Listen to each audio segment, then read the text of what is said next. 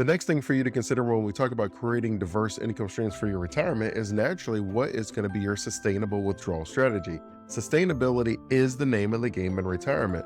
We need to choose a strategy that is going to allow us to have an income stream for the rest of our life. And this could be something that's very overwhelming for many of us because our top three concerns in retirement is running out of money, how we're going to pay for our health care, and what we're going to do with our time, the type of lifestyle that we're going to have. If you're able to check off those three boxes, we have found that most people feel really good about their retirement. When it comes to choosing a withdrawal strategy that works for you, I'm going to go over 7 strategies and I'll tell you which ones are the most common, some of the pros and cons of each of them, and how you can decide what is best for you. The first withdrawal strategy, and probably the one that you've heard the most, is going to be the 4% rule. And the way the 4% rule works is, let's say that I have $1 million set aside for my retirement. I just want to keep the numbers easy for me, so don't be mad at me that I chose $1 million. But let's say you have $1 million that you want to set aside. So what you'll do is you will take 4% out of your retirement account. So that would be $40,000, and that's what you'll live on 1 year. And then what you'll do is you'll increase that 4% by inflation each year. Now, sometimes when people hear that, they think, oh, well, you're going to take my 4% and add the 2% for inflation. So that means that I'm going to be taking out 6% the next year. I don't know if that is going to be sustainable. That's not what we're talking about. When I say the 4% rule and then you increase by inflation, you're taking the 4% and then you're multiplying it by that 2%, which is going to give you 0.08. So the next year you would withdraw 4.08% from your retirement account. And then that should help you to keep up with inflation. Now, naturally, if inflation is higher, then you would take out a higher amount. Some of the pros of the strategy is if you have a plan in place where you're at least making 4%, then it really means that you're living off of the interest, which means that your principal is never touched. If you have a portfolio that is generating 4%, so it's generating $40,000 a year, and then you spend $40,000 a year, that means you will always have $1 million in your portfolio. So that is always going to be there and is very sustainable. That is a very comfortable feeling for a lot of people. Now, the main con of this strategy is you don't have a consistent income throughout retirement. I'm taking out 4% of whatever my portfolio has inside of it. So my portfolio loses 50% of its value when it goes from 1 million to 500,000. If I take out 4%, well, now that is going to cut my income in half. In the extreme example that we just gave, you went from spending $40,000 to only $20,000 each year in retirement. And that can definitely fluctuate depending on how well or poorly your portfolio and the economy as a whole is performing. If that is something that bothers you, then you may be interested in choosing a fixed withdrawal amount. So you would simply look at your overall retirement portfolio and you would say, all right, I have $1 million. I'm going to live off of 4%. So I'm going to live off of $40,000. And then you are going to take that $40,000 every single year for maybe the next 5 years without consideration of how the market is doing, your portfolio is doing, or any other consideration. And then you'll reevaluate every 5 years. This can naturally give you that stability that a lot of us like in retirement, where I'm going to live off that same amount and I could build a retirement lifestyle that's consistent with the income that I have. Naturally, one of the cons of this is if my portfolio goes down in value, then I'm going to be taking out a much higher percentage. So in that example that I just gave you, where we went from $1 million to $500,000, that I'm now withdrawing 8% of my portfolio's value. Yes, it was 4% when it was worth $1 million, but now that it's only worth $500,000, that means that I'm withdrawing twice the percentage because I have half the value. So now that you're withdrawing 8% of your portfolio, if you are not making 8% every single year from your investments, which you probably wouldn't because you're going to be in preservation mode and not necessarily going for the home runs anymore, that means you're now dipping into your principal. And then it's just kind of a spiral to the bottom that if you keep spending into the principal, then that means next year when you take out that fixed amount, you're taking out a higher percentage of your overall portfolio, which increases the likelihood that you're going to run out of money. Now, another part of the 4% rule that a lot of people aren't very excited about is calculating that inflation each year. And so they may be interested in taking a fixed percentage amount each year. And the way that work is, instead of you saying, I'm going to take 4% and then I add inflation to it, so now I'm going to take 4.08% the next year, I'm just going to take 4% out every single year. Now, you may do the same thing we mentioned with the fixed dollar amount, where you reevaluate it in 5 years. You will look and say, am I okay? Should I adjust that amount for inflation? Is 4% still working for me? Is my portfolio growing in value so that 4% is actually increasing with inflation? Because that is possible as well. Or is my portfolio decreasing in value so that 4% has now lowered my lifestyle significantly?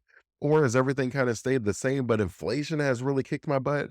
You reevaluate in that 5 years and you say, okay, 4% is going to be my next 5-year number. or maybe you'll say 5%, maybe you'll say 3% because the money inside of your portfolio has decreased. You would decide every 5 years what makes the most sense for you. The next withdrawal strategy is called our income only withdrawal. And this will be someone that has interest that's coming in from their bonds, or they have dividends coming in from investments that pay dividends, and you only spend the income that your investments produce. So this is just another way of maintaining the overall portfolio's value. Maybe you have children that you want to leave an inheritance to. Maybe you're very uncomfortable spending into the principal because you feel like that is going to be the beginning of the end.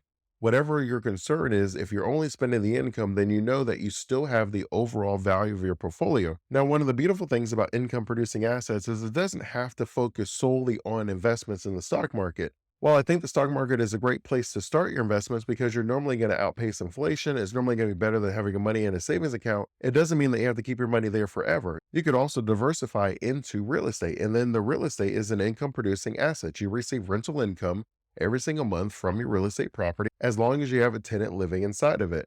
You could also purchase a business, and that business is producing profits.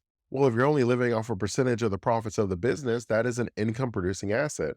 And whether you have your money in the stock market where you're this silent partner where you don't do any of the day to day operations, but you are an owner in the business, and then they pay you from the profits of the business, or you invest directly yourself into a business and you work in the business, or you don't work in the business and you're still a silent partner, you just have more of an equity share in it. Or whether you have real estate and then that's generating an income, maybe $500 to $1,000 every single month in passive income, you are not getting rid of the asset itself that's producing it. You're not selling the stocks, you're not selling the real estate, and you're not selling the business. But all three of these are producing income for you, which then gives you sort of a safety blanket where the economy is going through a recession. Ideally, all three of these assets aren't being hit the exact same, that one of them is maybe doing better and then the other one is maybe doing worse. But because you're diversified, you can then take advantage of that. And even if you get into a very difficult situation, you have these three assets that you could sell one of them. If you had, for example, $500 coming in from five different investment properties every single month, maybe you sell one of the properties just to get through a rough time. Maybe you have these dividend paying stocks that you've had for the past 10 years. And even though you've just been living off the dividend for the past couple of years, it doesn't mean that the asset itself hasn't increased. So you could sell some of these stocks to get through that rough time. And you'll be able to do that with any of these assets. Now, ideally, you won't have to do that. There won't be any sort of a challenge that you haven't been prepared for. And then you could just live off the income. And then you have these assets that are left over for you so that you're never quite worried about running out of money. And the fifth strategy is called the bucket strategy, and it gives you a lot more flexibility. And that's why you guys hear me talk about it on a regular basis. But the idea is I have these three buckets. I have my safe bucket, I have my moderate bucket, I have my aggressive bucket. My safe bucket is going to be the money that I live off of, probably in a 1 to 3 year range. Normally, 2 years is a pretty good spot. So I have that money sitting very liquid where it's almost sitting in cash. And that's just so I can live off of it. With this bucket, I'm not worried about market fluctuations. I'm not worried about inflation because it's sitting relatively liquid in something that's equivalent to cash. And because of that, I don't expect to make a lot, but I don't expect to lose anything either. And so that money is just what I spend on a regular basis. The middle and moderate bucket is the money that I'm going to access in 3 to 5 years. So it's not as aggressive as the money that I wouldn't access for 5 to 10 to 15 years, but this money is at least trying to keep up with inflation. So I'm probably invested in some bonds, some money market accounts, some high yield savings accounts. I'm able to put my money in these accounts, and because they're not as aggressive, I can access that money periodically. And what you do as you start spending down from bucket number one, which is your very safe and your daily living bucket, if the money inside your cash bucket gets to about a year, you would be looking for an opportunity to be able to replenish it. Because you have 1 to 3 years sitting inside of your cash bucket, that gives you the opportunity to sell some of the things in your moderate bucket and move it into your safe bucket. And the reason we have it spread out over 1 to 3 years is because sometimes the market is in a recession where there is a downturn, and you don't want to have to sell your assets in the bottom of the market because you're locking in the losses. As long as you're able to ride through the wave and the company doesn't obviously go bankrupt, eventually that company will regain its value. At least that's what's happened historically. But the difficulty that many of us have is our retirement strategy doesn't take that into consideration. So we have to take that same 4% out, whether the market is good or not. In our last two strategies, I'll also go over some ways that you can adjust your withdrawal strategy if the market isn't going very well. But if the market isn't going well, then that's normally going to be a 1 to 2 year experience. Because you have 1 to 3 years set aside in your safe bucket, you can now maintain your investments in your moderate and your aggressive bucket. And then the same as with your aggressive bucket. Your aggressive bucket is where you're still going for the home runs. You have a percentage of your money that's sitting in there, obviously based on your risk tolerance, will know how to allocate your money in those three buckets. But whatever percentage you have in the aggressive bucket, that is the home run. We're trying to get 10 to 20% inside of that bucket because that's the money we're not touching for 10 years. And because we're not touching it for 10 years, we now feel more comfortable allowing that money to grow. Because if the money doesn't grow, where there's a couple down years, we're not all in where we're losing 40 to 60% of our entire investment portfolio. It's just our aggressive portfolio. In a similar fashion to your moderate portfolio, if you don't have to sell when the market is down, you give yourself the opportunity to regain those losses because they're not locked in until you sell the stock. So you have your aggressive 10-year bucket where you're able to move some of the money periodically into your moderate bucket. And that is going to be your relatively safe, as we mentioned, your bonds and your money markets and high yields. And then you have a 3 to 5 year span where you move money from there into your very liquid, almost the equivalent of cash bucket. And then that is the money that you live off of in retirement. So now you have this window where you're able to protect yourself and your overall lifestyle, even though the market may not be doing that great. And the sixth withdrawal strategy is called the retirement spending smile. And I'll put a graph up where I show you how it looks like a smile. And all we're really saying is that most of the time when we retire, we're spending a lot of money. So we're up here on the smile. And then each year, it may be okay for you to calculate a 1% decrease in your spending because we've gone on all the trips, we've done all these amazing things. And so we'll slowly be checking things off of our goals list. Now, granted, as you know, I'm saying you should always be adding new things to your goals list just so that you're always thinking about what you want to do with your time, what brings you excitement, enjoyment. And as you keep doing this, as your retirement experiences change, the things you want to do will change as well. And you will capture that almost like a journal. But generally, what happens is you decrease your spending about 1% every single year, and you will see that you're spending less and less and less and less as you knock off all these different goals. And then you'll slowly see it increasing as you get later into retirement. And that's normally going to be the impact of our increasing healthcare expenses. So if you were someone who had a retirement spending smile, all you would basically do is let's decrease the amount that you would spend. So if you're retired in your 60s, then we would decrease by 1% every single year what you end up spending. And then somewhere in our late 70s to our early 80s, we start thinking about increasing our spending because we have these healthcare expenses that we need to take care of. That's what the retirement spending smile is. It's a little bit more complicated. It's not quite as straightforward, but it is an accurate withdrawal strategy for the way that a lot of people end up spending their money. And our seventh strategy is called the Guardrail strategy. And the way the Guardrail strategy works is we're normally taking two things into consideration. We have the capital preservation rule and we have the prosperity rule.